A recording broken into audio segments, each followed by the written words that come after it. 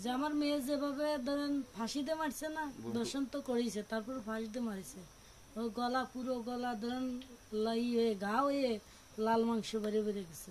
তো ঠিক সেইভাবে উগার জন্য এরমের ফাঁসি দিয়ে মারে, যাতে 10 বের উঠো আর 10 বের নামায়। যে মৃত্যু যন্ত্রণা কি, আসিয়া 8 দিন থেকে গেছে, চোখ করে তাকায়নি এবং সে কথাও বলতে পারেনি, অসারে পড়ে থাকছে।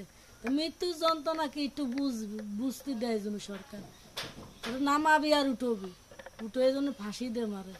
আর বাকি 3 জন ওগা সর্বোচ্চ যে শাস্তি হয় সেই শাস্তি যেন সরকার দেয়। কারণ ওরাও তো বাইরে আসলে তো ওরাও তো আবার কারোর মারকল খালি করবে, কারোর মারকল খালি করবে, এরকম আসিয়া আর কত আসিয়া চলে যাবে। কারণ ওরা তো ভয় পাবে না যে আমরা একটা করে ছাড়া পাবো, সেইটা তোরা ভয় পাবে না। এটাই সরকারের কাছে আমার একটাই চাওয়া, যোগা সর্বোচ্চ শাস্তি দিক, আর ওই ইটু সেটার জন্য ফাঁসি হয়, এইটুকু আমার দাবি।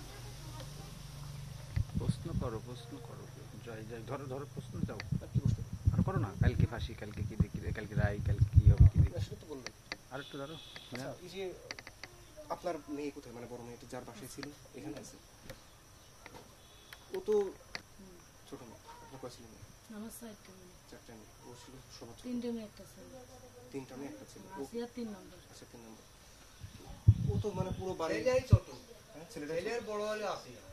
ওই যে গরুর বাচ্চা, বাজার করে না, এই গরুটা আর কি জামাতের ডক্টর শফিকুর নিতেছে। ওই যে মেয়েটা ঘরের মধ্যে সারাদিন ঘুরে বেড়াইতো, এই ঘরে এই ঘর, একটা ছোট্ট একটা বাচ্চা, নিষ্পাপ ফুলের মতো একটা বাচ্চা। সে বাচ্চাটা চোখের সামনে দেখতে পারেন না মা। তো আসলে অন্যান্য বাচ্চারা যখন আশেপাশে ঘুরে বেড়ায় ওর একই বয়সী, তখন তখন ধরেন আমার আসিয়া খুবই ছিল চালাক, মানে বুদ্ধিমতী খুব ছিল। কারণ ও লেখাপড়া ক্লাস 3তে পড়তো, ছোট মানুষ হিসেবে ওর রোল ছিল 4, মানে লেখাপড়ায় ভালো ছিল, আরও কথা করতে একটু তুতলা মতো আর কি। স্যারেরা মানে কি আমার গ্রামের লোক ওর খুব ভালোবাসতো। আর আমি যে মা বাপ, ওই 3টে ছেলে মেয়ে ওরে আমরা বেশি ভালোবাসতাম। তা ভালোবাসিছি বলে এই উপর আল্লাহ ধরুন সে তো আর নেই নেছেন ওরও পশুরা, যার কারণে আজকে আমার কোল খালি হয়েছে। আল্লাহ তো নির্দোষ, আল্লাহ তো দোষী না, আল্লাহ তো সহ্য করতে পারি নাই, সেই জন্যই তো আমার বাচ্চারা ওরা এরকম আঘাত করছে বলেই আল্লাহ তালা নিয়ে গেছে। তা ধরেন আমি কি করবো, আমি সেদিন অটোর মধ্যে আসতেছি আর ঠিক আসিয়ার মতো অতটুকু একটা মায়ের, তার নামও আসিয়া, আমি ওরে দিয়ে আমি বাড়ি এসে ঘুমাইতে পারিনি জানেন না। তাই সারাদিন খালি ভাবতেছি যে আমার আসিয়া যদি থাকতো আজকে আমার কাছে জোড়াই ধরতো, এসে মাকে ডাকতো। এই যে এখন ফল ফলালির সময় খাতে গেলেও কষ্ট লাগে, তবু আমার খাতে হয়েছে বাইসে থাকার জন্য। আরও আমার 3টে সন্তান আছে, তা আগের ধরেন মানুষ করতে হবে, আমি সেই বলে বাইসে আছি। কিন্তু বাইসে থাকছে মোরা অনেক ভালো, যেভাবে বাইসে রয়েছি ওই কষ্ট দেহে হচ্ছে মরে যাওয়া অনেক ভালো। আমার আল্লাহ পাক বাঁচাই রয়েছে, তাই আমি বাইসে রয়েছি।